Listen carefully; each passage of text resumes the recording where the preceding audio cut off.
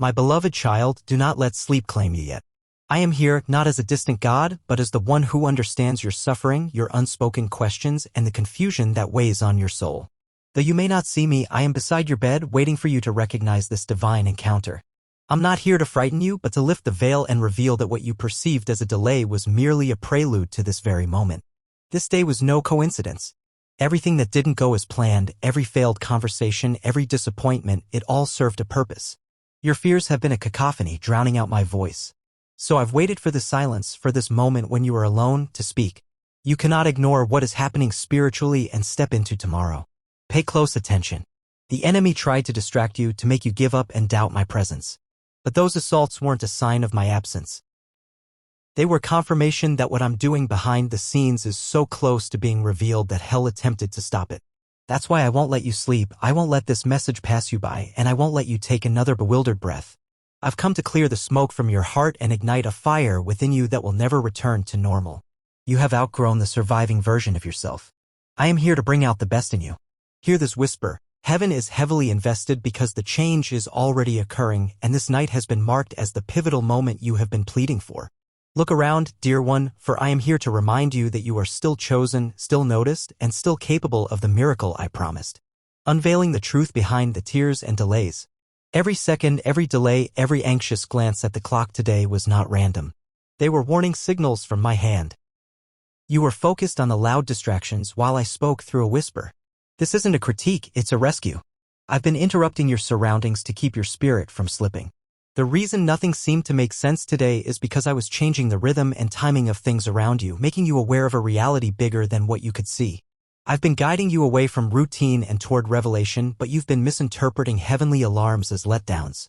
Those words didn't come from that person for a reason, and the outcome didn't meet your expectations because it wasn't meant to. I hovered over you in every quiet moment, hoping you would stop and ask me what was truly happening. You prayed for answers and I sent whispers through the confusion, but you thought I wasn't there. I closed some routes after you asked for directions so you could finally see the one that has been glowing in front of you the entire time. I will not wait any longer. This night is one of both heavenly interception and introspection. I've intervened to redirect your heart before you spend another hour believing I've stopped talking. I haven't been quiet, I've simply been waiting for your soul to adjust to my frequency. Now that you're noticing it, do you feel a trembling sensation in your chest? That's not nervousness, that's my impatience building inside you like a fire. It's not just about feeling better, it's about seeing things more clearly because you'll postpone something sacred if you continue to miss what I'm explaining.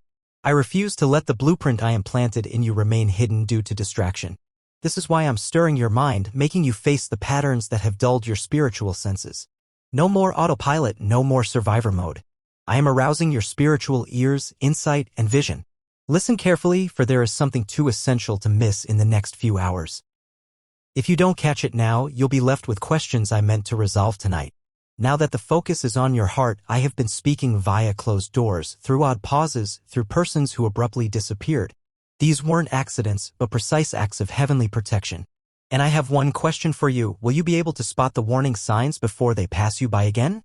I didn't let you sleep because everything, your decisions, alignment, and objectives will change the instant you truly see what I've been showing you. It has been waiting for you to see past the surface all along. Now is your chance. Keep your eyes open. Your tears, a language I understand, a breakthrough I ordained. I watched each tear fall and I understood the precise pain behind each drop. Yet, you believed those tears were disregarded, vanishing into the night as if they held no significance. You were crying for more reasons than just disappointment. You were crying because your soul has been carrying silenced cries, unheard thoughts, and unanswered weight that no one else seems to notice.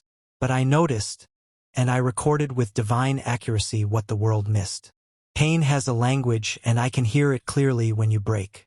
I was there when your voice trembled, when you held your breath to keep from collapsing, when you couldn't speak, in the silent looks up to heaven, when you buried your face in your pillow. You weren't alone. I was much closer than you thought, yearning for the feelings you attempted to repress. I must now go deeper into the reasons why those tears spilled in the first place, for not a single tear escaped my notice.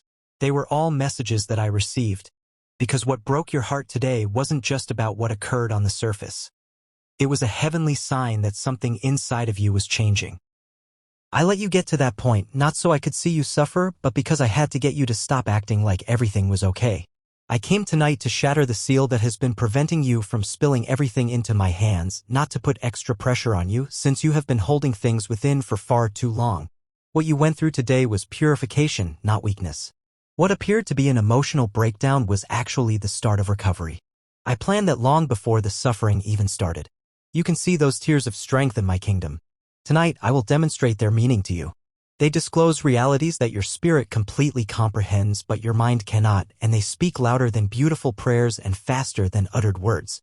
They weren't signs of failure, rather, they were signs of change, the sound of surrendering what has been burdensome and creating space for what lies ahead. I'm not ignoring your grief. Rather, I'm deciphering it, because the strength I infused in you from the start is hidden behind those moments of vulnerability. Your tears are a breakthrough's water.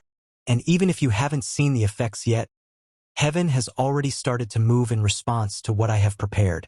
What appears slow to you is actually perfectly timed. You had to feel secure enough to cry once more for me. I wanted you to know that you are not required to conceal from me. You cried because you were sick of carrying it, which is why I've been waiting. Not to lecture, not to correct, but to soothe. Now, see what happens when I carry you to a place where my promise starts to blossom through the cracks. Not where the agony triumphs. Your fate was not overshadowed by your tears.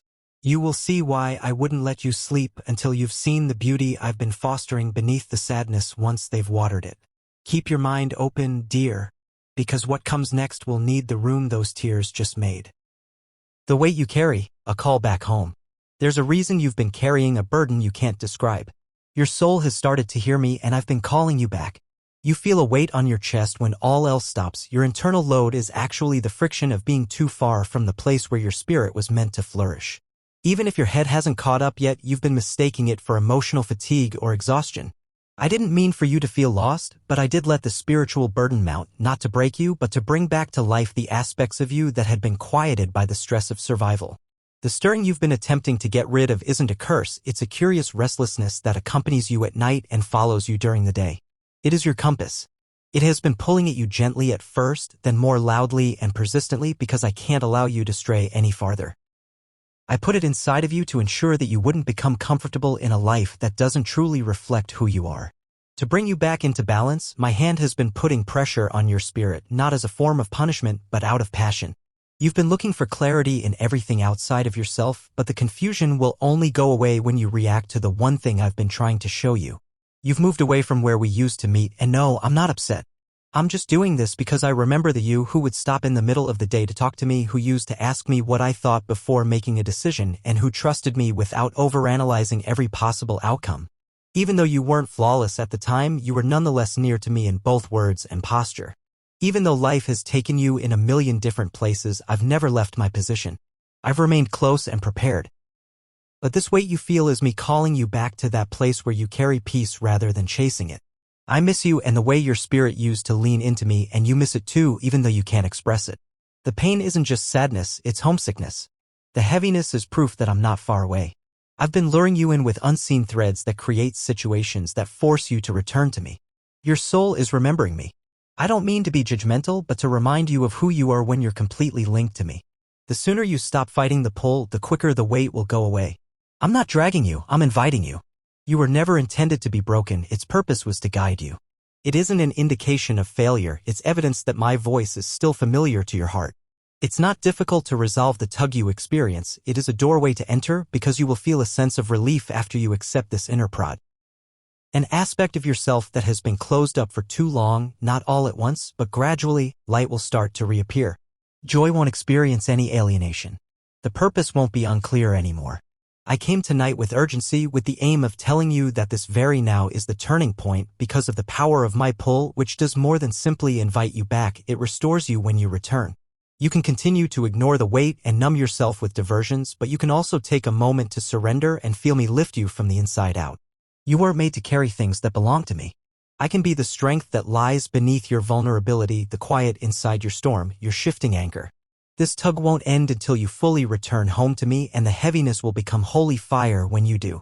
True tranquility and unveiling the blueprint. True tranquility is not something that falls from the night sky like sleep dust into tired eyelids. I plan to have you reconsider your entire idea of quiet before the spark kindled by that holy fire blooms into the conflagration it is. I am currently standing at the exact entrance to your existence, knocking with a rhythm that no lullaby can match. Everything felt a little off-key because you were looking for a brief pause on the horizon rather than turning toward the constant presence that has been hovering just inches from your heartbeat all day long. You searched for a gentle landing, a reassuring phone call, a bank balance notification, a peaceful drive with the perfect song. I delayed superficial comfort so that you would eventually yearn for the genuine thing, not to deny you sleep or torture you. Listen to the urgency in my tone. Time is running out. There are limited possibilities to open this door, and the shadows are growing. In the silence between breathing in and out, a holy knock is reverberating through every layer of your existence right now.